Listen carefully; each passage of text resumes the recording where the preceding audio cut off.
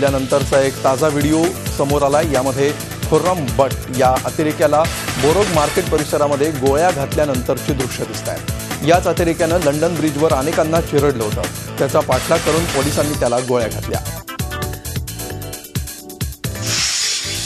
दरम्यान या हल्ल्याप्रकरणी लंडनच्या एल्फोर्ड भागामध्ये पोलिसांनी एका घरावर छापा टाकला।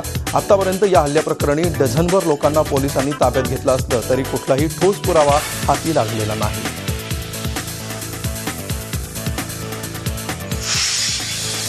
युक्रेनमध्ये अमेरिकन दूतावासाच्या आवारात अज्ञात वस्तूचा स्फोट झालाय। ही अतिरेकी कारवाई असल्याचं पोलिसांनी सांगितलंय। एका हल्लेखोरानं स्फोटक कंपाऊंडवरून आतमध्ये फेकल्याचं समजतंय।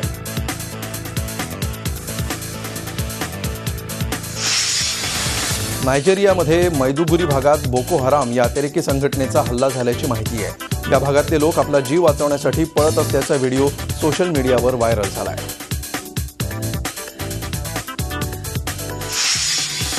अमेरिकेत फ्लोरिडा राज्याला पुराचा फटका बसलाय। रस्त्यावर पुराचं पाणी साचल्यामुळे अनेक वाहनं अडकून पडली आहेत। ब्रोवर्ड काउंटी भागामध्ये 11 इंच पाऊस झाल्याची माहिती स्थानिक मीडियानं दिली आहे।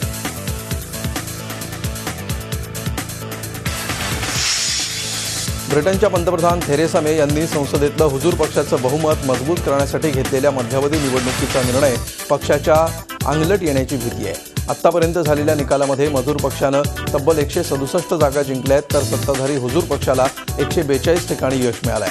त्यामुळे नव्यानं अस्तित्वात येणारी लोकप्रतिनिधी सभा त्रिशंकू होण्याची शक्यता निर्माण झाली आहे। सध्या असणारं बहुमत हुजूर पक्ष गमावण्याची शक्यता एक्झिट पोलनीही वर्तवली आहे।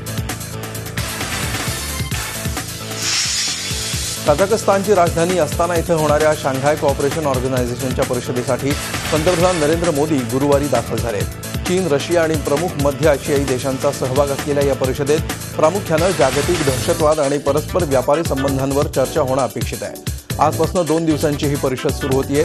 रशियाचे अध्यक्ष व्लादिमीर पुतीन, चीनचे अध्यक्ष शी जिनपिंग, अफगाणिस्तानचे अध्यक्ष अशरफ घनी यांच्यासह पाकिस्तानचे पंतप्रधान नवाज शरीफही या परिषदेमध्ये सहभागी होणार आहेत। मात्र भारत-पाकिस्तान दरम्यान ताणल्या गेलेल्या संबंधांच्या पार्श्वभूमीवर अस्तानामध्ये मोदी आणि शरीफ यांच्यात द्विपक्षीय चर्चा होण्याची शक्यता नाही।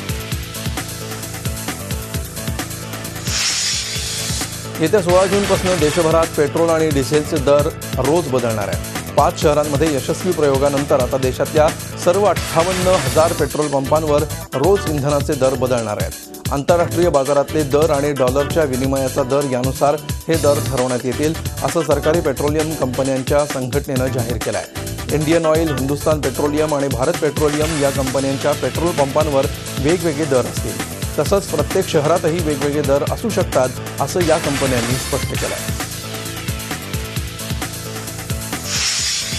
हैदराबादला मान्सूनपूर्व पावसानं जोरदार तडाखा दिलाय। जोरदार पावसामुळे हैदराबाद शहर जलमय झालंय। हैदराबाद शहराच्या सखल भागात पाणी साचलंय। पाणी साचल्यामुळे शहराच्या वाहतुकीचे 3 तेरा वाजले। गेल्या काही दिवसांपासून मान्सून जसजसा जवळ येऊ लागलाय तसतसा हैदराबादमध्ये जोरदार पाऊस सुरू आहे। हैदराबादमध्ये या महिन्याच्या 7 दिवसात 108 मिलीमीटर पावसाची नोंद झाली आहे। जूनमध्ये सरासरी 111.2 इतका पाऊस असतो। मात्र पहिल्या 7 दिवसातील या जोरदार पावसामुळे हैदराबादवासियांची दाणादाण उडाली आहे। काश्मीरमधल्या घरांमध्ये दडून बसलेल्या अतिरेक्यांचा छडा लावण्यासाठी भारतीय लष्करानं थ्रू द वॉल रडार काश्मीरमध्ये पाठवली आहे। भारतीय लष्करानं सीमेपलीकडून होणारे घुसखोरीचे प्रयत्न वेळोवेळी हाणून पाडले असले तरी काही अतिरेकी घुसखोरी करतातच, तर काही काश्मीरी तरुणांनाच फूस लावून अतिरेकी कारवायांसाठी प्रवृत्त केले जातात। असे अतिरेकी घरांमध्ये दडून बसतात। त्यांचा छडा लावण्यासाठी लष्करानं अत्याधुनिक रडार सिस्टीम्स आयात केल्या आहेत। अतिरेकी विरोधी कारवायांमध्ये या रडारची लष्कराला मोठी मदत होईल असं मानलं जात आहे। अनेकदा लपून बसलेल्या अतिरेक्यांना शोधून काढणं अवघड होतं। मात्र थ्रू द वॉल रडारमुळे अतिरेकी नेमका कुठे आहे, त्याच्याकडे कुठली हत्यारं आहेत, हे शोध पथकाला समजणं शक्य होणार आहे।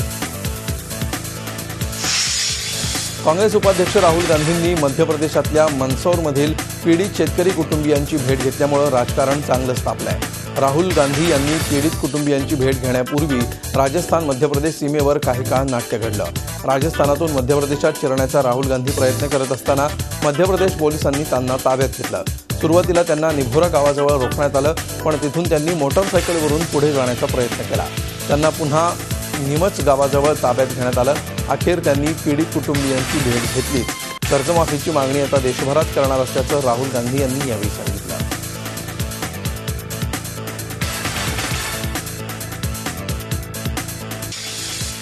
चॅम्पियन्स ट्रॉफीमध्ये ओव्हल मैदानावर झालेल्या रंगतदार लढतीत श्रीलंकेनं टीम इंडियाचा 7 विकेट्सनी पराभव केला. कुशल मेंडिस आणि धनुष्का गुणाथिलकाच्या हाफ सेंचुरीच्या जोरावर लंकेला टीम इंडियाला पराभूत करण्यात यश आलं. मेंडिसनं 89 तर गुणाथिलकानं 76 रन्सची मॅच विनिंग इनिंग साकारली. आता सेमीफायनलमध्ये आपला प्रवेश निश्चित करण्यासाठी टीम इंडियाला दक्षिण आफ्रिकेविरुद्धची मॅच जिंकावीच लागणार आहे. दरम्यान टीम इंडियानं शिखर धवनच्या झुंजार सेंचुरीच्या जोरावर 321 रन्सपर्यंत मजल मारली होती. रोहित शर्मानं 78 आणि महेंद्रसिंग धोनीनं 63 रन्स करत धवनला चांगली साथ दिली. मात्र गचाळ फिल्डिंगमुळे टीम इंडियाला ही मॅच गमवावी लागली. टीम इंडियाचे बॉलर्स या मॅचमध्ये काहीच प्रभाव पाडू शकले नाहीत.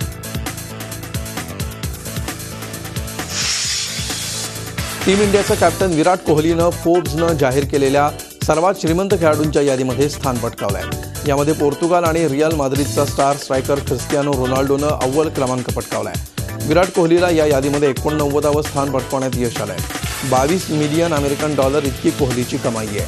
कोहली सातत्यपूर्ण कामगिरी करतोय आणि एकामागून एक विक्रमांचे इंगले रचतोय. त्यामुळे जाहिरातींच्या दुनियेमध्येही कोहलीचाच बोलबाला आहे. फ्रेंच ओपनमध्ये टेनिस प्रेमींसाठी आजचा दिवस ब्लॉकबस्टर मुकाबल्यांचा आहे. मेन्स सिंगलमध्ये अव्वल सीडेड अँडी मरेचा मुकाबला 3ऱ्या मानांकित स्टानिस्लास वावरिंकाशी होणार आहे. ब्रिटनच्या अँडी मरेला फायनलमध्ये प्रवेश करण्यासाठी वावरिंकाच्या कडव्या आव्हानाचा सामना करावा लागेल. तर दुसऱ्या सेमीफायनलमध्ये 4थ्या मानांकित राफेल नदालला फ्रेंच ओपनमध्ये सरप्राईज पॅकेज ठरलेल्या डॉमिनिक थिएमाचं आव्हान मोडीत काढावं लागणार आहे. 6व्या मानांकित डॉमिनिकनं डिफेंडिंग चॅम्पियन नोवाक जोकोविचला पराभूत करण्याचा कारनामा केला होता. त्यामुळे आपलं 10वं फ्रेंच ओपन टायटल जिंकण्याचं स्वप्न सत्यात उतरवण्यासाठी नदालला सेमीफायनलमध्ये डॉमिनिक नावाचा अडथळा पार करावा लागणार आहे.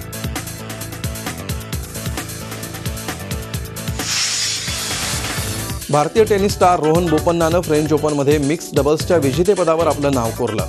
बोपन्नानं आपली कॅनेडियन पार्टनर गॅब्रिएला दाब्रोवस्कीच्या साथीनं फायनलमध्ये 2-6, 6-2, 12-10नं बाजी मारली.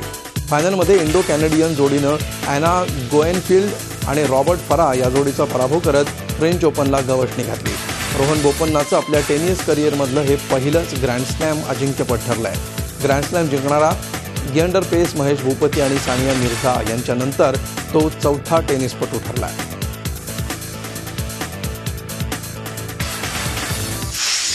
फ्रेंच ओपनच्या इतिहासात तब्बल 34 वर्षांनी बिगर मानांकित टेनिसपटूनं फायनलमध्ये प्रवेश करण्याची किमया साधली आहे आणि हा पराक्रम केलाय तो लॅटव्हियासारख्या छोट्याशा देशाकडून खेळणाऱ्या येलेना ऑस्टापेन्कोनं. तिनं सेमीफायनलमध्ये स्वित्झर्लंडच्या तिमिया बॅक्सिनिस्कीचा पराभव केला. विशेष म्हणजे ओस्टापेन्कोनं आपल्या वाढदिवसाच्या दिवशीच फ्रेंच ओपनची फायनल गाठली. त्यामुळे तिच्यासाठी हा डबल सेलिब्रेशनचा क्षण होता. सेमीफायनलमध्ये ओस्टापेन्कोनं 7-6, 3-6, 6-3नं बाजी मारली. अखिल भारतीय मराठी नाट्य परिषदेतर्फे देण्यात येणाऱ्या जीवनगौरव पुरस्कारासाठी यंदा ज्येष्ठ दिग्दर्शक डॉक्टर जब्बार पटेल आणि ज्येष्ठ अभिनेत्री ज्योती चांदेकर यांची निवड झाली आहे. 14 जून या दिवशी होणाऱ्या नाट्य परिषदेच्या वार्षिक सोहळ्यात त्यांना हा पुरस्कार प्रदान केला जाणार आहे. या सोहळ्याला अध्यक्ष म्हणून अखिल भारतीय मराठी नाट्य संमेलनाध्यक्ष जयंत सावरकर आणि प्रमुख पाहुणे म्हणून अर्थमंत्री सुधीर मुनगंटीवार यांची प्रमुख उपस्थिती असेल. श्री शिवाजी ज्ञानपीठ इंटरनॅशनलतर्फे शिवाजी महाराज द ग्रेटेस्ट या पुस्तकावर आधारित डॉक्युमेंटरीचं मुंबईत अनावरण करण्यात आलं. या डॉक्युमेंटरीची संकल्पना, लेखन आणि दिग्दर्शन डॉक्टर हेमंतराजे गायकवाड यांनी केलं आहे. दादरमधील शिवाजी नाट्य मंदिरात रंगलेल्या या कार्यक्रमात थोर इतिहासकारांचाही सत्कार करण्यात आला. शिवशाहीर बाबासाहेब पुरंदरे, डॉक्टर सदाशिव शिवदे, प्राध्यापक पी.के. घाणेकर, प्राध्यापक मोहन आपटे यांचा सत्कार यावेळी करण्यात आला. महाराष्ट्राचं आराध्य दैवत असलेल्या खंडेरायावर आधारित असलेल्या जय मल्हार या मालिकेला मराठी प्रेक्षकांनी भरभरून प्रेम दिलं. मराठीमध्ये प्रेक्षकांची मनं जिंकणारी ही मालिका आता हिंदीमध्ये बघायला मिळणार आहे. जय मल्हार मालिकेनं नुकताच प्रेक्षकांचा निरोप घेतला होता, पण आता ही मालिका हिंदी भाषेत डब केली जाणार आहे. लवकरच झी टीव्हीवर ही मालिका सुरू होईल. हिंदीत डब होणारी जय मल्हार ही पहिलीच पौराणिक मराठी मालिका असेल. विशेष म्हणजे जय मल्हारच्या तमिळ भाषेतल्या व्हर्जनलाही उत्तम प्रतिसाद मिळतोय. आमिर खानच्या दंगल सिनेमातून हिंदी सिनेसृष्टीत पदार्पण केलेली फातिमा सना शेख पुन्हा एकदा चर्चेत आली आहे. पण यावेळी ती दंगल सिनेमामुळे नाही, तर तिच्या हॉट फोटोशूटमुळे. GQ मासिकासाठी तिनं हे फोटोशूट केलंय। त्यातले काही फोटो फातिमानं इंस्टाग्रामवरही शेअर केलेत। याआधी फेमिना मासिकासाठी फातिमानं फोटोशूट केलं होतं।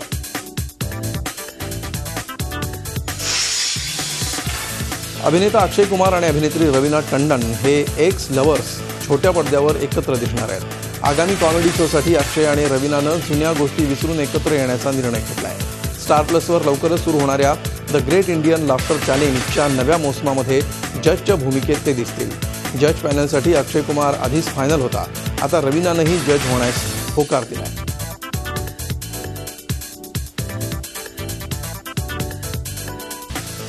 राज्यातल्या अल्पभूधारक शेतकऱ्यांना कर्जमाफीची घोषणा करण्यात आली आहे। मात्र शेतकऱ्यांच्या खांद्यावर बंदूक ठेवून दुसरेच निशाणा साधत असल्याची टीका मुख्यमंत्री देवेंद्र फडणवीस यांनी केली आहे। कर्जमाफी संदर्भात शेतकऱ्यांशी चर्चा करणार असल्याचं त्यांनी नमूद केलं।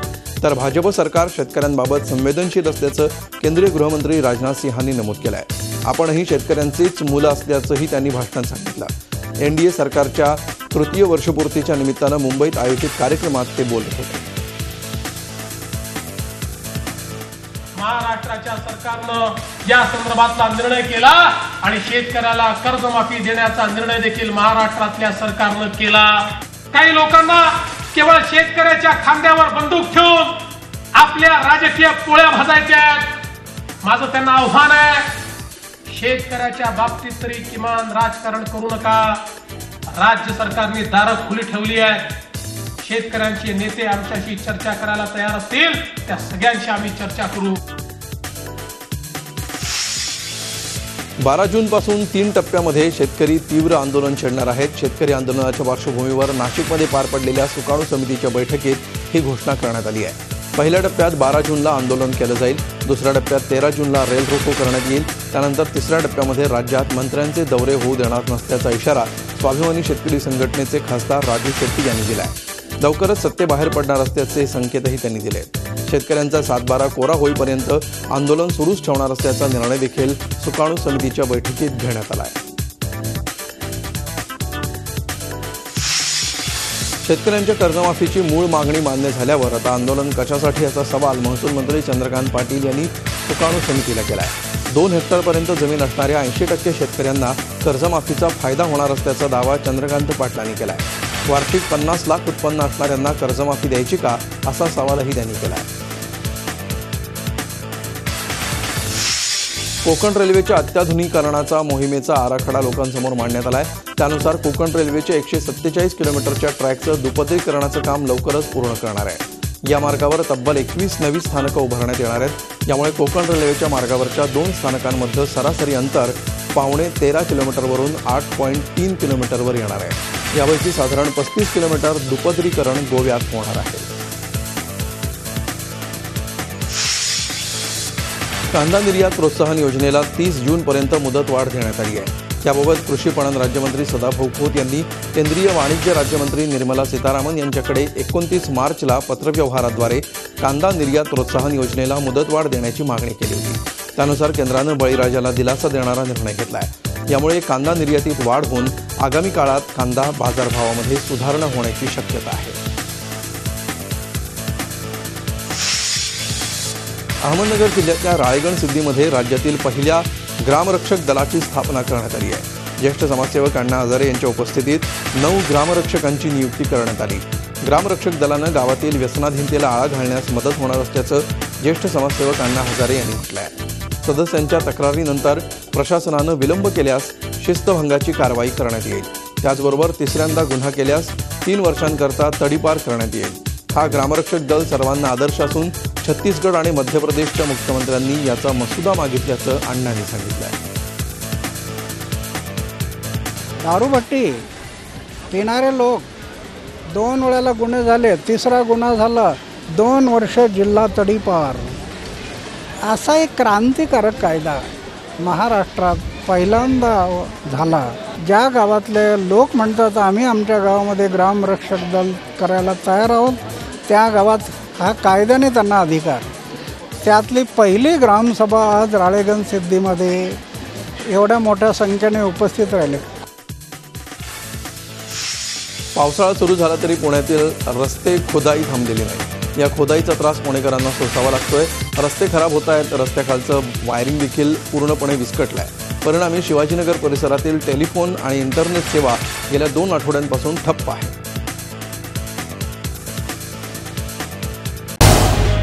झी 24 तास रहा एक पाऊल पुढे.